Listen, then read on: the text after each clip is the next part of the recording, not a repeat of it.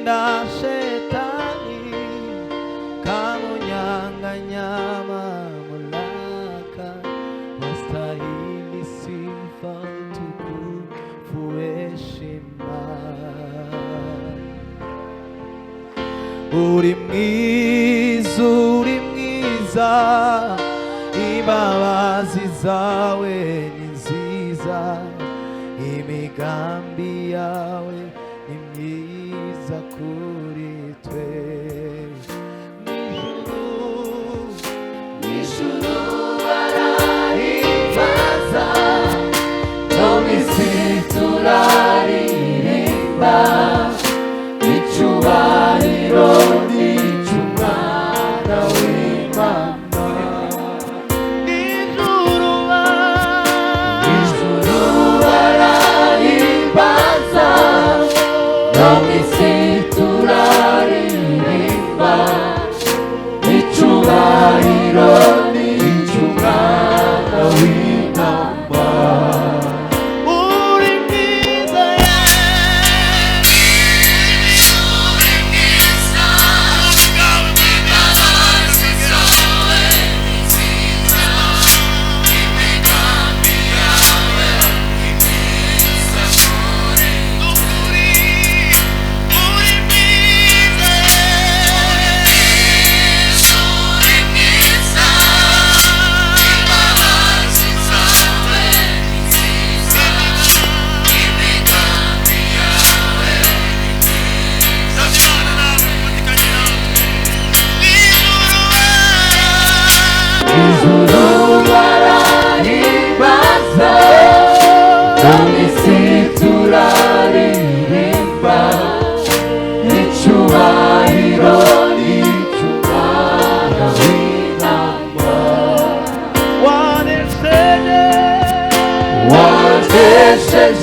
Satani, umunyabutware bwose, ukwiye icyubahiro n'ikuzo.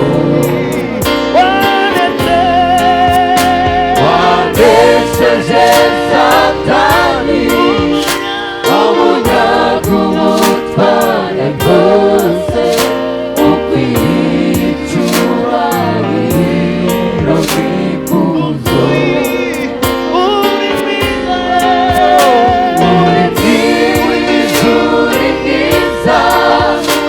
Imbabazi zawe ni nziza, imigambi yawe ni myiza kuri twe.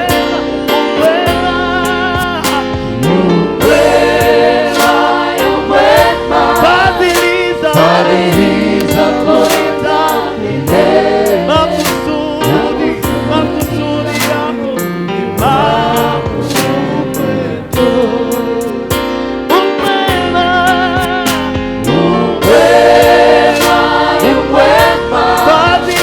Fadhiliza kuri dhambi, makusudi yako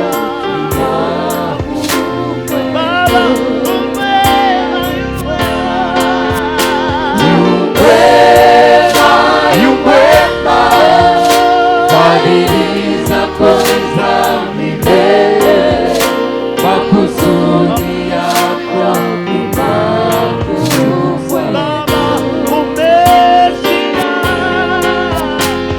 Umeshinda shetani, kamunyang'anya mamlaka, wastahili sifa, utukufu, heshima.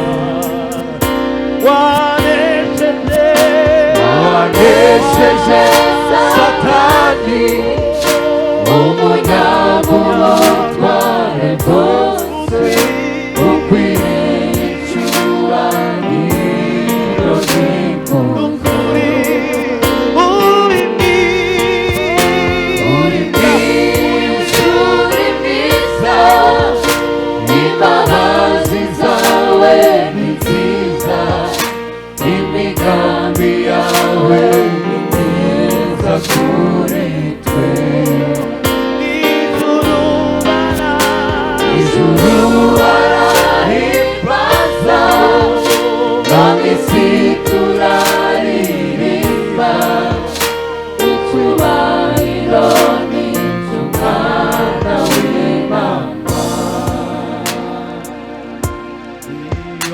nibutse ko watanze umwana wawe ku musaraba, imitwaro yanjye akayikorera, imitwaro yanjye akayikorera, yampiriye wamuze n'Imana, wamuze n'Imana, iyo nibutse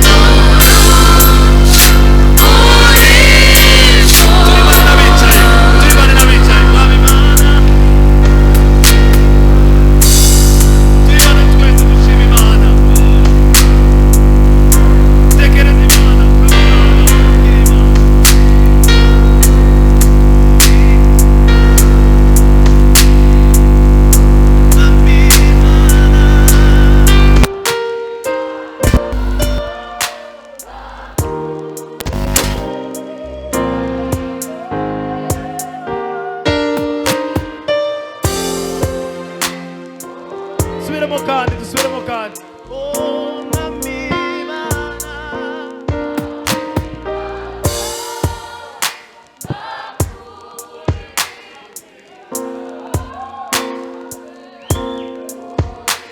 urabereye Kristo Yesu, kuri cyubahiro mwami Yesu,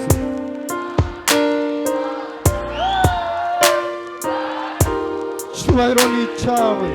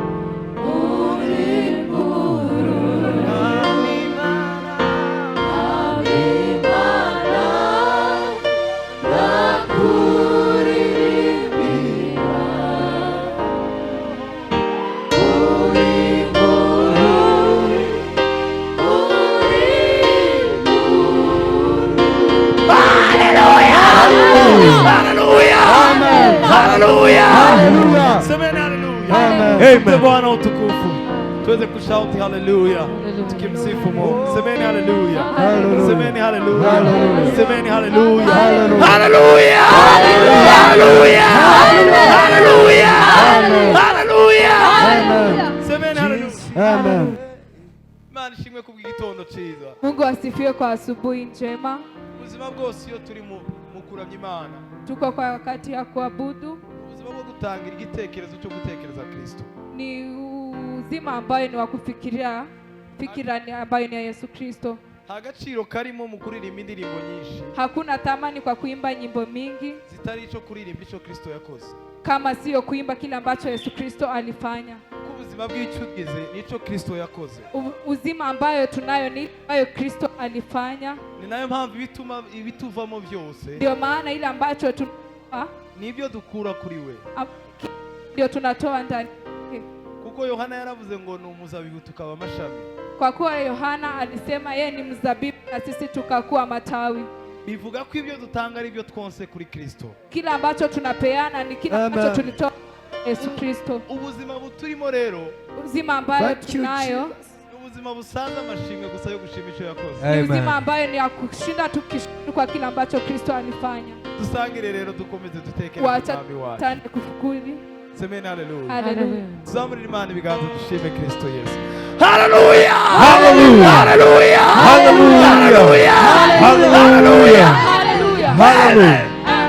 Reka duhimbaze Imana. Watu muabudu Mungu. Dukomeze dushime Imana. Tuendelee kusifu Mungu kwa kila ambacho alifanya.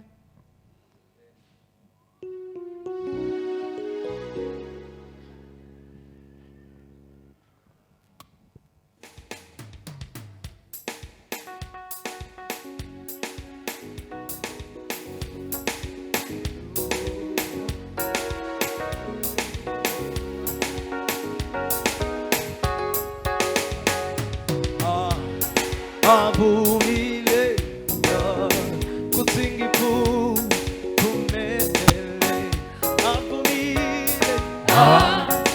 Abumile kusingipu kumele abumile Abumile kusingipu kumele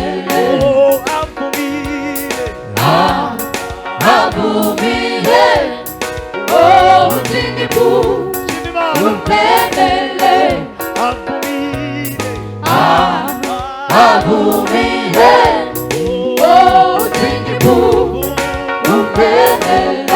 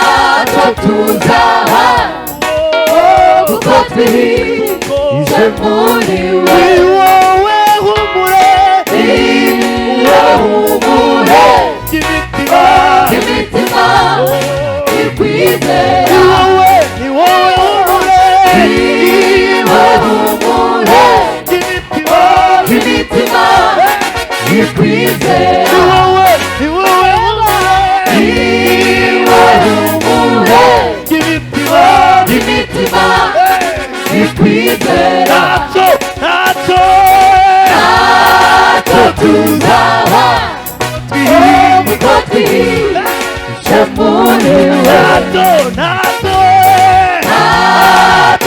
tuzaba kuko twihishe muri wowe humure niwe humure ry'imitima ikwizera wowe humure niwe humure ry'imitima ikwizera wowe humure niwe humure ry'imitima ikwizera wowe bwihisho niwe bwihisho ry'imitima ikwizera wowe bwihisho niwe bwihisho n'urutare tubateho ni wowe bwihisho n'urutare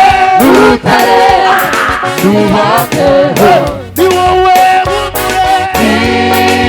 humure ry'imitima ikwizera ntacyo tuzaba kuko twihishe muri wowe ntacyo tuzaba kuko twihishe muri wowe Ebeneza Mana wa tuzahuye Ebeneza Mana wa tuzahuye Ebeneza Mana wa tuzahuye Ebeneza Mana wa tuzahuye.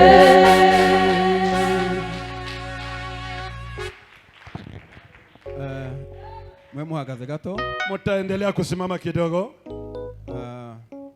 Hari umuririmbyi waririmbye. Kuna mwimbaji ameimba mu Swahili. Aliimba katika lugha ya Kiswahili. Yaravuze ngo ninamwimbia kidogo sasa. Yaravuze ngo ndaririmba gakeya nk'ihano lakini nitaendelea mbinguni hasa. Ariko ningera mu ijuru nzakomeza kuririmba. Bwana asifiwe. Hallelujah.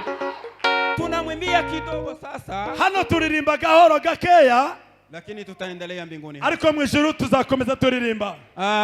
Reka tubongere indirimbo imwe. Wataimba nyimbo moja kugira ngo dukomeze gahunda yacu ili tupate kuendelea na ratiba yetu. Karibu. Ayebe. Bwana sifiwe. Tumupe Bwana utukufu tukinyosha mikono yetu. Haleluya! Bwana sifiwe. Amen. Katuvuge ngo twaratsindishirijwe. Bwana sifiwe. Twachizishijwe na Yesu. Yesu ndiye ametushindania.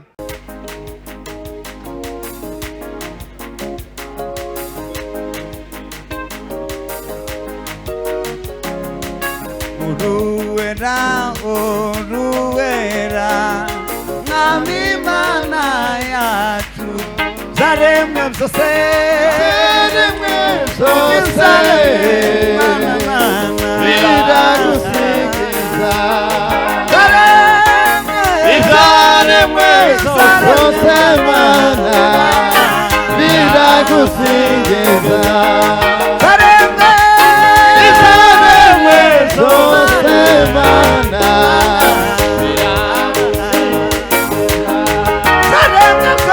Zaremwe zose mana Biragusikiza